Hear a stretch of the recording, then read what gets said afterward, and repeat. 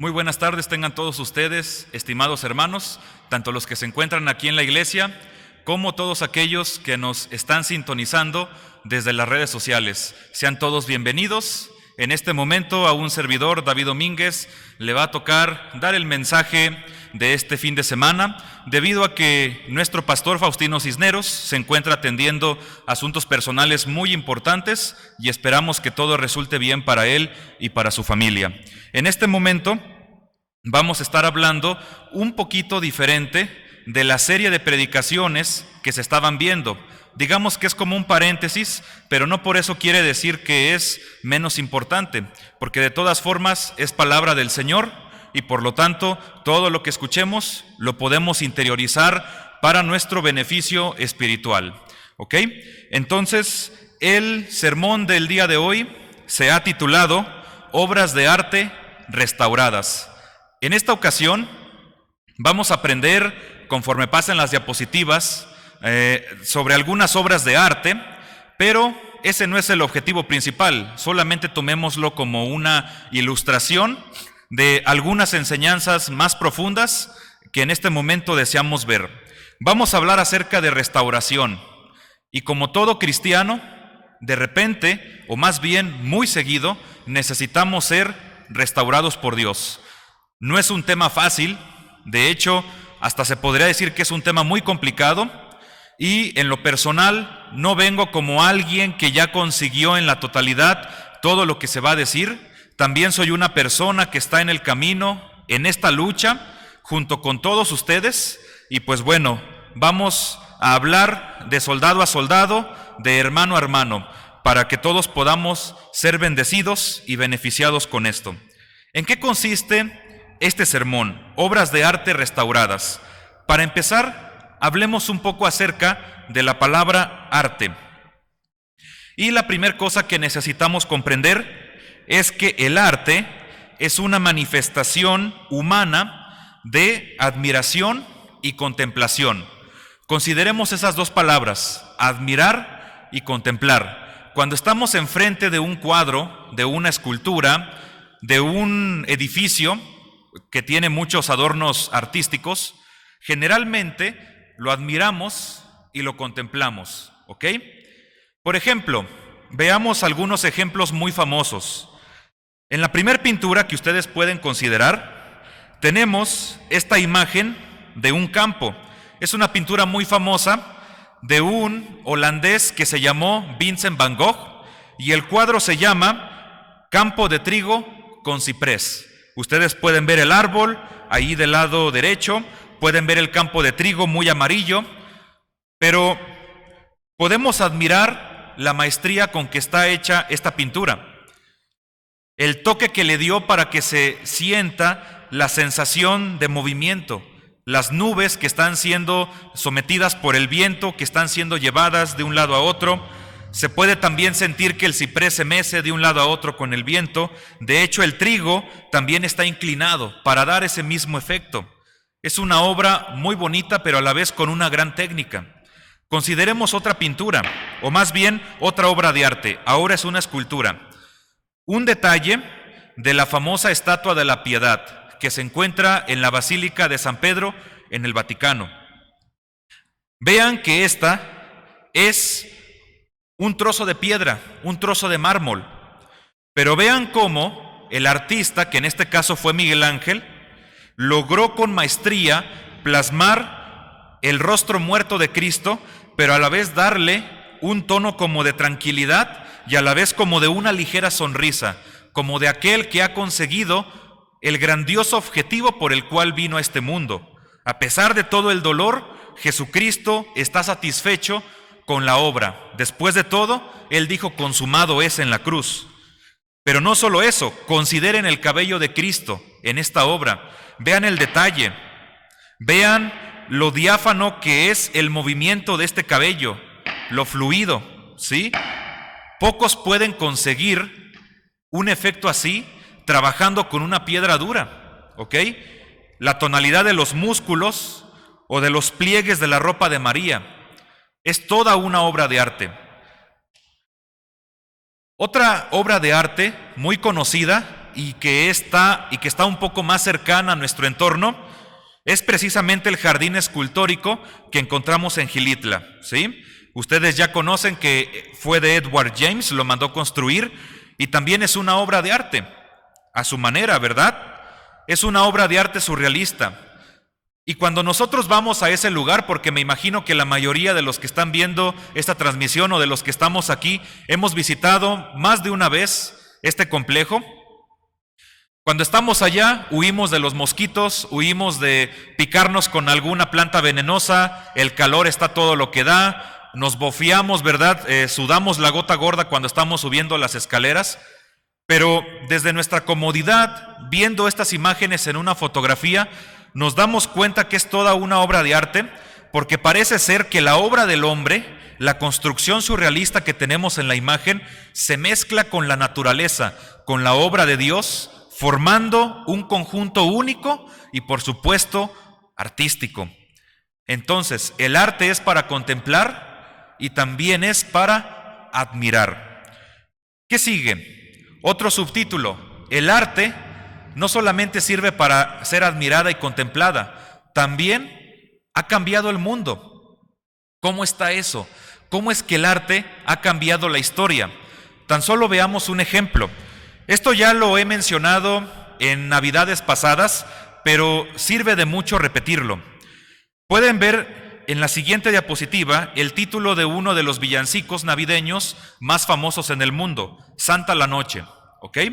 Musicalmente es un himno muy bello, pero también tuvo su participación en una de las más importantes guerras de la historia, la Guerra Civil Norteamericana. Si ustedes recuerdan, esa guerra principalmente se llevó a cabo debido al problema de la esclavitud de los africanos que eran llevados al sur de Estados Unidos para trabajar en las plantaciones, ¿ok?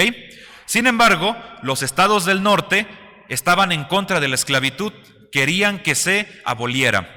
Y uno de estos hombres abolicionistas escuchó la letra de Santa la Noche en una de esas estrofas que casi no cantamos, pero que dice: libra al esclavo que en cadenas gime. Y en inglés, parafraseándolo textualmente, dice también: delante del nombre de Dios, todos los hombres serán hermanos, incluyendo al esclavo y al libre. Por esa razón, muchos de los soldados de los estados del norte de Estados Unidos que luchaban a favor de la libertad de los africanos, varias veces entonaban este himno precisamente porque los inspiraba a seguir luchando por la causa que ellos defendían. La música es parte de las bellas artes y por lo tanto aquí podemos comprobar que el arte ha cambiado la historia. ¿Qué más podemos considerar de esto? Siguiente subtítulo: el arte viene del mismo Dios. Si a los seres humanos nos encanta el arte, obviamente no pudo haber surgido de nosotros. Todo lo que tenemos nos los es dado externamente, todo, absolutamente. Así que, si nosotros somos seres artísticos, quiere decir que Dios es un ser artístico, ¿ok? ¿Cómo lo podemos comprobar? Podemos verlo en un pasaje, Segunda de Crónicas 3:6, y me he dado a la tarea de ponerlo tanto en la versión King James, la clásica en el idioma inglés, como en la versión Reina Valera. Me gustaría primero enfocarme en la Reina Valera. Dice así: cubrió también la casa de piedras preciosas para ornamento, y el oro era oro de Parvaim. Ahora aquí quisiera que nos enfocáramos en la palabra o en la frase para ornamento. Aquí se está hablando acerca del templo, ¿sí? Y de la casa que Salomón también construyó para sí mismo. Sin embargo, vean que estas piedras preciosas no tienen un fin útil, práctico, sino que sencillamente son para adornar. Cuando nosotros adornamos la casa con algún objeto, ¿ese objeto nos sirve para algo? ¿Nos va a servir para limpiar, para construir, para desinfectar? Sencillamente lo queremos ahí porque se ve bonito, es arte. Usted piensa en cualquier objeto que tenga en su casa que sea un adorno. Cuadros, floreros, macetas, piedras, cualquier cosa que usted tenga que sirva solamente para contemplar. Pero vean lo que dice Segunda de Crónicas 3:6 en inglés, ¿sí? En pocas palabras, para ornamento en inglés es for beauty, para belleza. Dios quería piedras preciosas en su casa para belleza, ¿sí? Ornamento, sinónimo de belleza. Y esto lo podemos reforzar con lo que reflexionó un gran pensador del siglo XX, Francis Schaeffer, como lo pueden ver en la siguiente diapositiva, y él precisamente comenta acerca de este versículo. Dice él así: notar esto cuidadosamente, el templo estaba cubierto con piedras preciosas para ser embellecido. No había ninguna razón pragmática para estas piedras, no tenían un propósito utilitario. Dios sencillamente quería belleza en su templo. Dios está interesado en la belleza. Casi podemos decir que todo aquello que es bello en este mundo es aquello que está más cercano a la imagen de Dios y a cómo Dios diseñó tal o cual cosa, porque la belleza es un valor objetivo. Casi todos nosotros estamos de acuerdo en que hay cosas que son objetivamente bellas y hay cosas que son objetivamente feas. Aunque digamos que la belleza es de acuerdo al cristal con que se mire, hay cosas que sabemos que sencillamente son bonitas, aunque por alguna razón no nos gusten. Precisamente por esto, porque la belleza y el arte vienen de la misma naturaleza de Dios. ¿Hasta aquí me siguen, hermanos, los que se encuentran aquí en el templo? Ok, continuemos.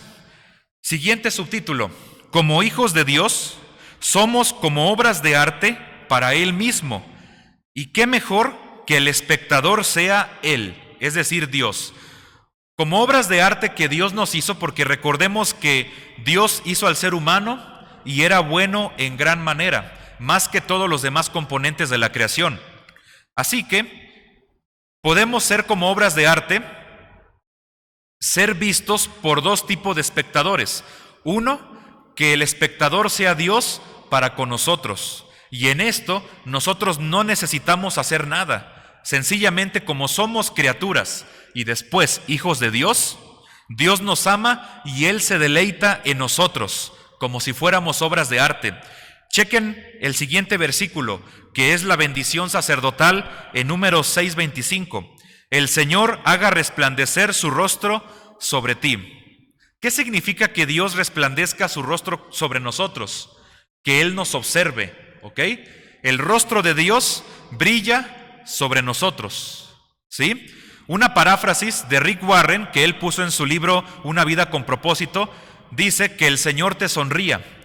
Es decir, como simples criaturas de Dios y más aún como somos hijos de Dios, los que les hemos entregado la vida a Cristo, Dios se deleita en nosotros. Ese es un muy bonito pensamiento y nos debe hacer reflexionar de cuán amados somos de parte de Dios. Pero también las personas pueden ser espectadores de nosotros como obras de arte. Revisemos el siguiente párrafo. El arte apunta a la maestría del artista. De igual forma, como hijos de Dios, somos como obras de arte que en todo nuestro ser debemos señalar hacia la maestría del Creador. Si se les hace un poco rebuscado este párrafo, vamos a dilucidarlo a partir de la siguiente pintura, muy conocida. Todos conocemos esta pintura, ¿no es cierto? Podemos decir, en lo personal no se me hace la más brillante, pero podemos decir que es el cuadro más famoso del mundo, la Mona Lisa. ¿Quién pintó la Mona Lisa? ¿Quién se acuerda? Leonardo da Vinci. Ustedes también en casa seguramente lo adivinaron. Inmediatamente vemos este cuadro, pensamos en Leonardo da Vinci. Si algún día Dios nos da la oportunidad de ir a la Capilla Sixtina, inmediatamente vamos a pensar en Miguel Ángel, ¿sí? Si algún día vamos a la Ciudad de México, entramos al Palacio Nacional, si es que ya le quitaron todas las vallas, y vamos al monumental mural de la historia de México que se encuentra en las escaleras, vamos a pensar en Diego Rivera, ¿sí? Por lo tanto, la obra de arte necesita apuntar al artista. Y así como nosotros somos obras de arte a los ojos de Dios, cuando las demás personas nos vean, necesitamos estar conscientes que debemos apuntar a Dios. Necesitamos con nuestros actos, con nuestros pensamientos, con toda nuestra actitud de vida, decir, somos cristianos, que la gente vea que somos diferentes, que Dios hizo resplandecer su rostro sobre nosotros, de una forma en que el mundo no le puede dar de brillo a ninguna persona, por más cosas que pueda ofrecer. ¿Sí? Entonces, ¿de qué forma podemos brillar para Dios? ¿De qué forma podemos ser esa obra de arte para que los demás nos contemplen y digan, Dios está con esa persona, Dios brilla sobre este ser humano? Ese es el objetivo al que todos debemos de aspirar. Una vez más, les hablo como alguien que está luchando por esto, no como alguien que ya lo consiguió. Todos estamos en el mismo barco, en la lucha por esta gracia. Sin embargo, no es algo fácil, hermanos. No es algo fácil hacer que el brillo de Dios nosotros lo podamos transmitir, porque somos seres humanos caídos. Veamos el siguiente subtítulo. Pero como piezas de arte, el tiempo nos desgasta y muchas veces perdemos el brillo que Dios puso en nosotros cuando comenzamos a caminar con Él. Aquí, de los que se encuentran presentes, levanten su mano quienes de repente sienten que por diversas circunstancias de la vida están desgastados. ¿Quiénes se sienten desgastados? ¿Ok? Allá en casita, levanten su mano aunque no los veamos, pero sean bien honestos. ¿Quiénes se sienten de repente cansados de la vida? Y no quiere decir que ya no quieran vivir. Sencillamente, el peso de la cruz que nos toca llevar de repente puede ser muy pesado, ¿sí? Porque a veces el camino no es llano, no es plano. Tenemos que subir colinas o hasta a veces montañas muy empinadas y con la cruz por encima, lo cual no es nada sencillo. Muchas personas nos hemos sentido desgastados en esta pandemia. A veces ha sacado lo peor de nosotros, puede que de repente saque lo mejor, pero sin duda alguna, como es algo que no habíamos vivido antes, no nos sentimos en nuestra zona de confort. Nos sacan de donde estábamos y por lo tanto nos sentimos vulnerables. Enfermedades, ¿verdad? Problemas matrimoniales, problemas de los solteros, problemas también en el trabajo, en la escuela, todo eso se va acumulando sobre nuestra espalda y nos sentimos cansados. Somos como obras de arte que hemos perdido el brillo. Así como una pintura se va desgastando, también nosotros nos sentimos así, ¿ok? Pero lo más importante que debemos reconocer es que mucho de ese brillo lo perdemos debido al pecado. Y todos nosotros cometemos ese pecado, a veces por dejar de estar en la presencia de Dios. ¿Cuántos de nosotros podemos estar conscientes de cada mañana de nuestra Biblia empolvada allí en una mesita en nuestra habitación y tenemos la intención de agarrarla, pero no lo hacemos, nos ponemos a hacer otras cosas? Nuestros tiempos de oración en los momentos de mayor, de mayor mediocridad espiritual suelen ser muy bajos. No sé si ustedes puedan también entenderse conmigo en esto. A veces tenemos momentos muy bajos en donde ni siquiera sabemos cómo orar. Necesitamos ser restaurados cuando el día malo llega o cuando estamos lejos de Dios debido a una actitud de nuestro corazón. Perdemos ese brillo y a veces nos sentimos como lo podemos ver en la siguiente imagen. Un teatro vacío, abandonado, donde antes hubiera mucha gente que estuviera dispuesta a ver lo que tenemos que ofrecer de nuestro performance, de nuestro espectáculo, de nuestra pieza musical, y de repente tenemos el piano, pero está derrumbado, está empolvado, y las butacas donde antes había personas, las cuales recibían la bendición cuando Dios nos usaba, de repente ya no se encuentran, y todo se encuentra desordenado.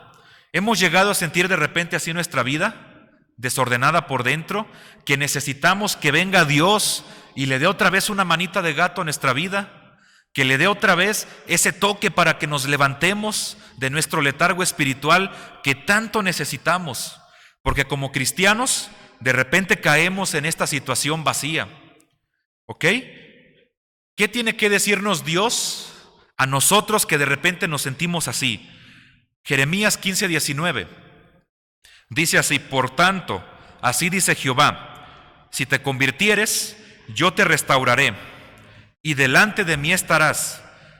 Y si entresacares lo precioso de lo vil, serás como mi boca. Conviértanse ellos a ti, y tú no te conviertas a ellos. Vamos a ir desmenuzando este pasaje. Vamos a ver la primera parte. Por tanto, así dijo Jehová, si te convirtieres, yo te restauraré, y delante de mí estarás. Aquí necesitamos tener algo muy en cuenta. Solo Dios puede restaurar a las personas quebrantadas. Como también lo dice el Salmo 147:3, Él sana, es decir, Dios, a los quebrantados de corazón y venda sus heridas. También dice la palabra, yo hago la herida, pero yo también la sano. También dice Dios en esto. No podemos buscar la restauración de nuestra vida fuera de Dios, porque el mundo no nos lo va a poder ofrecer, aunque parezca que así es lo correcto.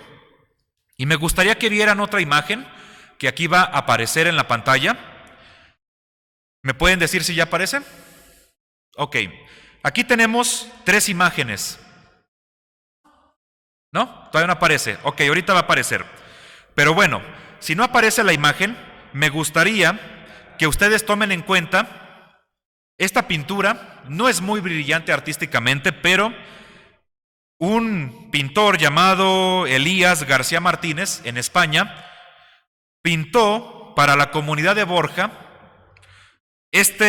le llamó exe homo, ¿sí? Es decir, he aquí el hombre.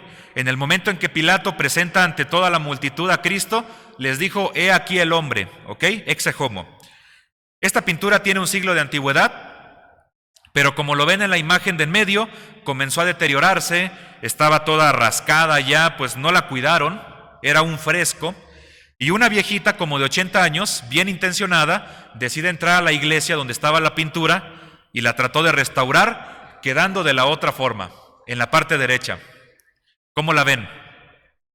Vean que pues ya no parece Cristo, ¿no? Parece una monjita, no sé qué parezca en la imagen de la derecha, pero en pocas palabras, parece que lo hizo un niño, ¿verdad? O precisamente un anciano de 80 años. Suscitó muchas burlas, ahora sí que fue algo muy gracioso, se hizo famoso a nivel mundial, y pues bueno, la viejita pues no la castigaron, solamente le llamaron la atención. Ella lo hizo con muy buena intención, pero esto nos debe de llevar a pensar que solamente un restaurador profesional puede echar mano de este tipo de obras de arte. De igual forma, no podemos permitir que las viejitas de 80 años vengan y traten de restaurar nuestra vida si solamente Dios puede ser el que puede echar mano de nosotros. ¿Amén? Pensemos en las siguientes viejitas de 80 años que quieren proponer sus servicios, pero que al final de cuentas nos van a dejar como ese exe homo. Y esto nos lleva a la pregunta, ¿estamos buscando la restauración con el restaurador equivocado? Vamos a ver un ejemplo de viejita de 80 años que no sirve para nada. El deporte. El deporte sirve para muchas cosas, pero para restaurar la vida de una persona, no puede. ¿Cuántas veces escuchan a alguien decir, tú estás deprimido, no hombre, vete a hacer deporte, vete a correr, cánsate y vas a ver que la ansiedad se te va a ir? Puede ser cierto, puede ser que al momento en que hagamos ejercicio físico nos sintamos más en sintonía con nosotros, pero ¿qué creen? Eso solamente va a durar mientras hayamos hecho el ejercicio. Después vamos a regresar a la rutina y vamos a olvidar todos los efectos positivos que el ejercicio nos propuso, ¿ok? Por ejemplo, tenemos el ejemplo de un atleta muy famoso, Óscar Pistorius. Ustedes han oído hablar de él seguramente, de los 100, 200, 400 metros planos, medallas de oro en los Paralímpicos, un ejemplo a seguir, una inspiración. Se ponía estos artefactos en sus piernas porque le hacían correr bien. No, bueno, wow, un atleta que es un ejemplo para niños, para grandes y para adultos. Pero ¿qué creen? ¿Qué sucedió en el año como de 2015 o 2013 más o menos con Óscar Pistorius? ¿Alguien de los que se encuentra aquí tiene una idea? ¿Qué sucedió con él en Sudáfrica? Es correcto, para los que nos escuchan, mató a su novia de balazos, ¿sí? Y lo condenaron a 15 años de prisión. ¿De qué le sirvió tanto deporte, tanta fama por inspirar a la gente a partir de su discapacidad? Si después de todo no le funcionó para detenerse y dispararle a su novia, ¿ok? Qué triste, ¿verdad? Qué triste de cómo acabó este atleta. Otra viejita de 80 años que nos propone restauración, pero que no puede. La música, ¿sí? A todos nos encanta la música. A veces la música puede ser medicinal. Si de repente estamos estresados, podemos poner una sinfonía de Bach o de Mozart y nos relajamos. O podemos escuchar cualquier otro tipo de melodía y nos podemos levantar. ¿Cuántos de ustedes trapean con música o barren con música? ¿Sí? Ponen su música de banda ahí, pues ya nomás les habla el pastor, órale, ponemos a Marcos Vidal. Pero bueno, entonces, música no es una opción para restaurar nuestras vidas. De hecho, puede hacer todo lo contrario, arruinar. Piensen, por ejemplo, en todos los cantantes o músicos de la generación del 27, todos esos músicos que se mueren a los 27 años, que ya se volvió una leyenda urbana. Uno de los más famosos es Kurt Cobain. ¿Han oído hablar de este personaje?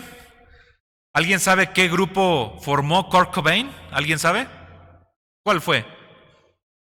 Nirvana. Allá más o menos como de los 70s, este grupo, ¿sí?, estaba liderado por este hombre, Kurt Cobain, famosísimo, pero ¿qué creen? La música lo llevó a las drogas totalmente y lo llevó posteriormente a un suicidio. Algunos fans bien intencionados abrieron una carpeta de investigación diciendo, no hombre, no se suicidó, lo mató su novia, que no sé qué, pero al final de cuentas, para darle crédito a esa teoría de que fue asesinado y que no se quitó la vida, dicen que estaba tan drogado que ni siquiera podía sostener un arma. De todas formas sigue siendo miserable la situación. Tanta droga en su sangre no le permitió ni siquiera estar consciente. Miserable de él, a pesar de toda su fama y de toda su gloria, terminó muerto en una cochera, ¿sí? Y otra viejita de 80 años nos propone restaurar nuestra vida, y esta es una que tanto dicen aquellos que no creen en Dios: la educación. ¿Han oído hablar el dicho que dice, la educación es la solución para un país? Lo que necesitamos es más educación. Y cuando de repente dos personas están discutiendo de política o de temas profundos, ya nomás para quitarse el tema e irse, ¿verdad?, del café, dice, no, es que lo que necesitamos es educación. Sí, es cierto, sí, la educación es lo que nos va a salvar. ¿Será cierto esto? ¿Tener doctorados, maestrías nos va a hacer personas más estables emocionalmente? ¿Conocen ustedes personas que están muy educadas, muy preparadas, pero como personas no tienen la calidad que necesitan para vivir felices? ¿Saben de personas que así son? Que Dios nos libre de ese tipo de trampas, porque podemos caer en la trampa en la que cayeron los nazis. ¿Lo pueden ver aquí? En el centro se encuentra uno de los hombres más importantes del nazismo, Heinrich Himmler. Él se encuentra saludando, si no me equivoco, aquí al mismo Hitler. Y Heinrich Himmler fue uno de los perpetradores intelectuales del Holocausto y del asesinato en masa de judíos. Y una de las formas en las que los judíos en el Oriente, como en la Unión Soviética, fueron masacrados, fue a partir de un grupo llamado Einsatzgruppen, que eran alemanes, soldados y militares que iban a los poblados de Rusia, de Polonia, de Ucrania, sacaban a la fuerza a todos los judíos, los obligaban a los judíos a abrir zanjas, colocaban a todos los judíos desnudos, ¿cómo decirlo?, sobre la zanja, en la orilla de la zanja, y ya nomás les disparaban con metralladoras, ¿ok? Pero ¿qué creen? Estos integrantes de los Einsatzgruppen tenían doctorados, tenían maestrías, no eran soldados cualquiera. ¿De qué les sirvió tanta educación a estos hombres? ¿De qué les sirvió tanta preparación si al final de cuentas para que ellos pudieran soportar tales masacres tenían que drogarse también para no sentir nada a la hora de masacrar a estos judíos? Como dijo C.S. Lewis, la educación solamente hace que un hombre malvado se convierta en un demonio más sofisticado. ¿Ok? ¿Qué otro tipo de restaurador falso tenemos, estimados hermanos? El amor. Fíjense nomás el amor. ¿Pero qué acaso el amor no es el valor principal en la Biblia? ¿Qué acaso el amor no es lo que nos salva, el amor de Dios? Pero cuando el amor no está cimentado en Dios, se convierte también en una miseria. Y vamos a aprender el día de hoy acerca de dos personajes, como lo ven en la imagen, ¿sí? Un pintor italiano llamado Amadeo Modigliani, ¿sí? Y una de sus novias, su principal novia, se llamó Jeanne, ¿ok? Ella era francesa. Modigliani y Jeanne se amaban con locura. Jeanne era de una familia de dinero y su padre y sus hermanos no estaban de acuerdo en que Jeanne estuviera saliendo con un pintor pobretón como Modigliani, porque Modigliani no tenía nada de dinero, siempre vivía en la miseria. ¿Y qué creen? Modigliani se enferma de tuberculosis y se muere, pero dejó a Jeanne embarazada. ¿Y qué creen? Jeanne no soportó la pérdida de su novio y entonces, aún con niño adentro de su vientre, decide lanzarse de una ventana y se suicida, llevándose también al niño, ¿verdad?, que estaba adentro. No le sirvió el amor, ¿sí? El amor que se tenían uno con el otro, al contrario, los hizo estar tan apegados el uno del otro que cuando se muere Modigliani, Jeanne tampoco soporta la vida y se la quita, ¿sí? Porque no iba a aguantar, ¿sí? ¿Hemos sentido apego por alguna persona de tal forma que cuando no está con nosotros hasta nos sentimos enfermos? Queremos que esté aquí la persona de plano, ¿verdad? Escuchamos música, vemos ciertos lugares y nos recuerda su presencia y sentimos que de plano no podemos, un vacío enorme. Puede que esa persona siga viva, pero aún así los apegos emocionales, si no están controlados por Dios, pueden ser muy peligrosos. ¿Qué otro tipo de viejita? El trabajo. ¿Cuántos hemos escuchado que por estar de ociosos es que tenemos malos pensamientos? Póngase a trabajar. Pero nos puede decir algo muy diferente, como lo ven en la imagen, el presidente Gustavo Díaz Ordaz.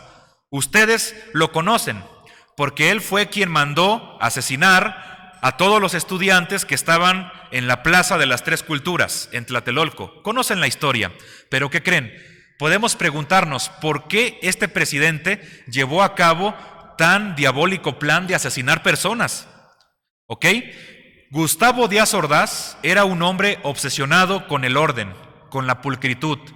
Él quería que todo estuviera funcionando controladamente a su alrededor. No quería que ni una sola mosca se pusiera en el lugar donde no le correspondiera. ¿Ok? Era una persona que estaba obsesionada con su trabajo, de tal forma que, pues, lamentablemente se llevó el título de asesino, de cobarde, precisamente. Y esta adicción al trabajo lo llevó a tal grado que, pues bueno, se enfermó de cáncer de colon y murió precisamente por eso, ¿sí? Su vida, al final, no fue la mejor y vivió una vida miserable. A pesar de las riquezas, a pesar de la fama y a pesar de lo que él pudo conseguir, fue una persona entregada a su trabajo, pero el trabajo lo destruyó a él. ¿Queremos nosotros mejorar nuestra vida trabajando bastante? ¿Pensamos que el trabajo nos va a restaurar? La amistad, otra viejita de 80 años. No quiero detenerme mucho en esto, pero los amigos nos pueden apoyar y qué bueno cuando Dios nos provee de buenos amigos, pero como lo ven en la imagen, los amigos fueron los que traicionaron a Jesús, ¿sí?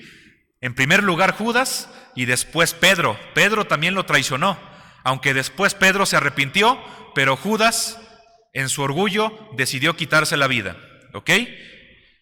La fama. Voy a terminar con este tipo de restauradores falsos.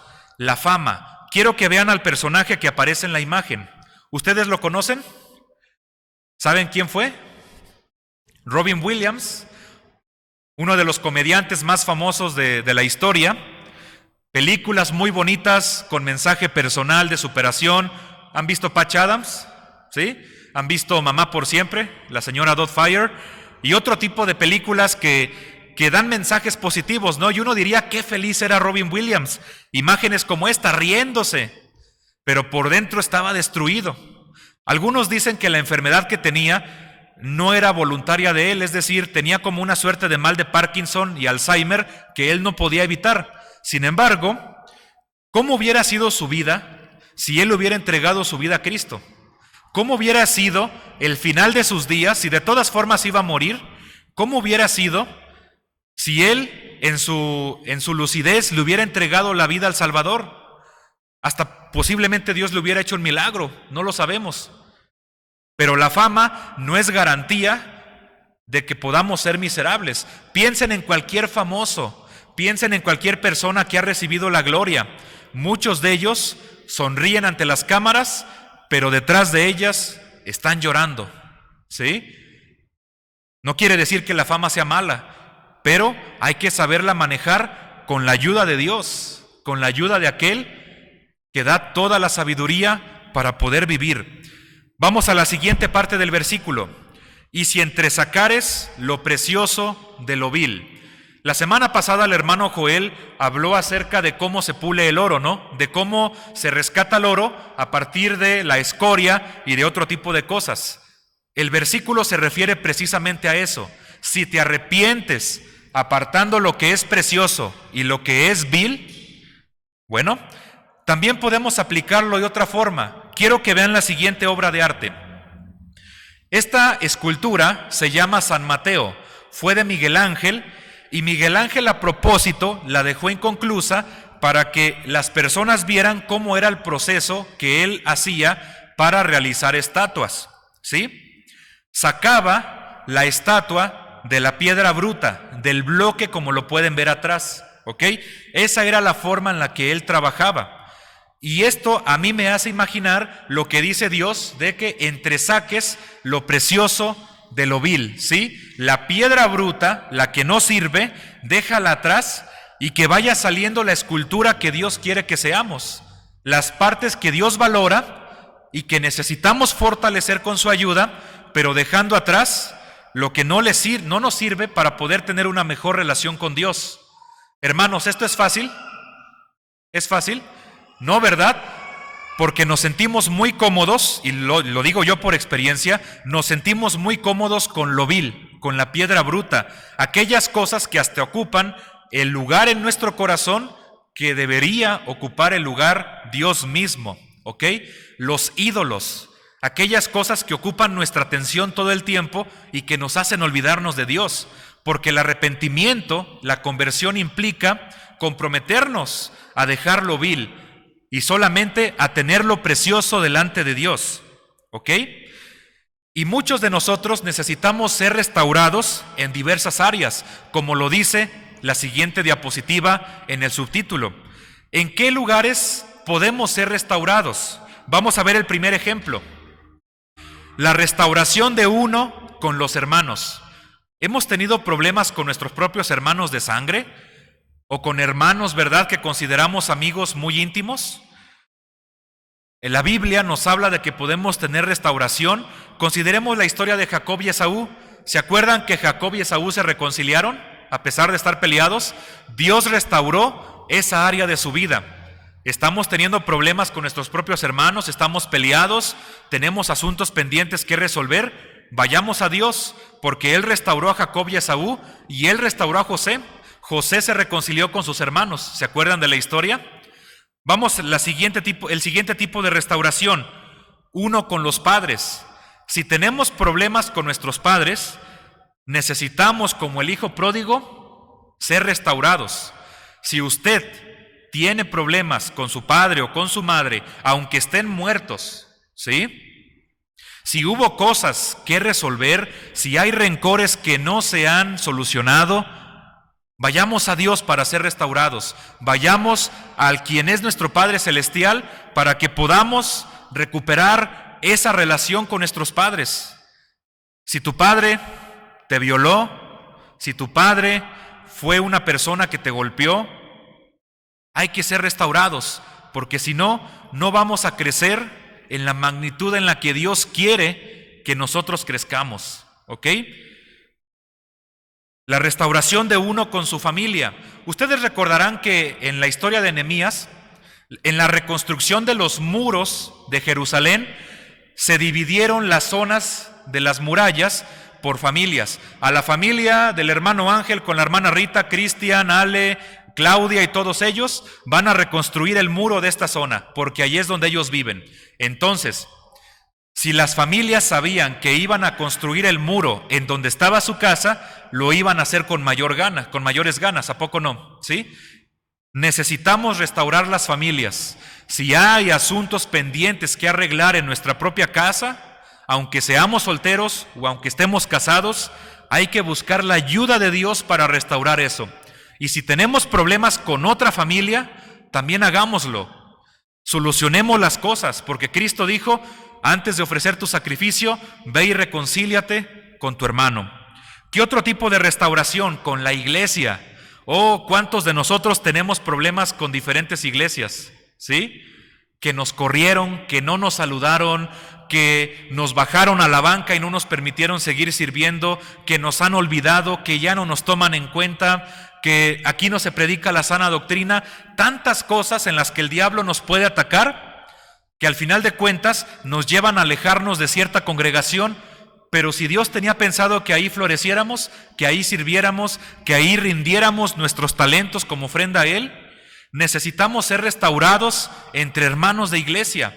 Si usted sabe que tiene algún problema con algún hermano de la congregación o con algún líder, si usted sabe que tiene que pedir perdón, que yo tengo que pedir perdón o que necesito perdonar, hagámoslo. Así como Pablo perdonó a Marcos y volvieron a ser amigos, porque en una de las cartas Pablo elogia a Marcos diciéndole que le es útil para el ministerio, aunque antes habían tenido Bernabé y Pablo un conflicto muy grande precisamente debido a Marcos, ya que Pablo no estaba de acuerdo con lo que Marcos había hecho, y sin embargo hubo restauración entre los dos. Amén. ¿Qué otro tipo de restauración? Y este es uno de los más difíciles, de uno mismo. Acordémonos de Elías. Después de haber logrado tantas cosas ante los profetas de Baal, Jezabel lo amenaza y le dice: te voy a matar, no te vas a salir de esta. Y Elías teme, sale de la ciudad, se esconde en una montaña y Dios lo busca y le dice: ¿qué estás haciendo aquí, Elías? Y algo así mencionó que dice: no soy mejor que mi padre. Él se sentía incapaz, inseguro, quizás hasta tenía cierto complejo de culpa. Pero Dios en su amor y en su misericordia lo restauró, le brindó paz, le dio de comer, le dio tiempo de descanso y ahora sí le dijo: ¿sabes qué? Levántate otra vez porque tienes que ungir a Eliseo como nuevo profeta y tú ya te vas a venir conmigo. No quiere decir que si somos líderes y que tenemos un momento malo, Dios nos restaura ya para matarnos. Sencillamente, hay momentos en donde nosotros necesitamos perdonarnos a nosotros mismos por algo que hicimos. Y en esto yo batallo mucho. Yo no sé ustedes, pero en esto, quizás por mi orgullo, batallo para perdonarme. Batallo si cometo algún error. Soy de esas personas que se siente sumamente mal y quiere compensar por todos los medios a la persona que ofendí, ¿sí? Y aunque Dios me perdonó, yo batallo para perdonarme, pero necesito ser restaurado en esa área. ¿Qué tal ustedes? ¿También batallan para perdonarse en algún error que cometieron? Tenemos tanto estrés, nos da bastante ansiedad, no podemos dormir precisamente porque no nos perdonamos. No es sencillo, pero necesitamos ser restaurados. Y ya por último, la restauración de uno con Dios. ¿Tenemos problemas con Dios? ¿Le hemos fallado a Él? Peor aún, ¿estamos enojados con Dios? ¿Nos hemos llegado a sentir defraudados, decepcionados por algo que Dios ha hecho o por algo que Dios no ha hecho? Necesitamos restauración también en eso. Y poder ser honestos delante de Dios. ¿Sabes qué, Dios? En este momento me siento enojado contigo. No respondiste mi oración como yo quería. La verdad es que estoy muy enojado contigo, si es que ese es su caso. Y pidámosle perdón a Dios por eso. Algunos han llegado a decir, algunos teólogos, que hasta es importante perdonar a Dios, aunque pueda sonar atrevido, pero por el bien de nuestra misma estabilidad emocional, Dicen ellos que podría ser ventajoso perdonar a Dios, aunque de momento Dios no necesite ser perdonado, pero es solamente para que la persona pueda ser restaurada. ¿Creen ustedes que se pueda lograr esto? ¿Restaurar la relación con Dios? Precisamente Cristo nos invita en Apocalipsis que regresemos al primer amor, así como Pedro se arrepintió delante de Cristo después de haberlo negado, ¿sí? Con sus actos y con sus palabras. Cristo no lo condenó, al contrario le dijo: ven, cómete este pescado conmigo que te he preparado. ¿Me amas, Pedro? Se lo preguntó 3 veces y después le dijo: prepárate, porque vas a alimentar y apacentar a mi rebaño, ¿sí? Volvamos a Dios, porque Él no se ha rendido con nosotros. Él nos espera con los brazos abiertos, como el padre con el hijo pródigo. ¿Ya se durmieron, hermanos? Concluimos. Serás como mi boca, dice la palabra de Dios.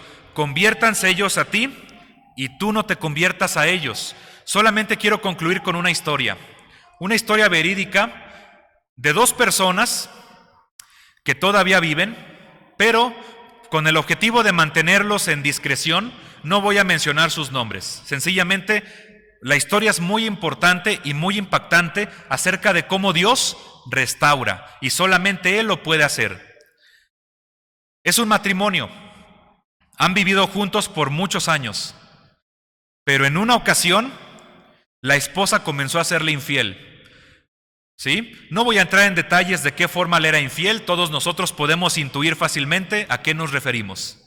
Le fue infiel y este señor batalló bastante con su vida. Es una persona de un carácter muy sensible y esto le pegaba bastante.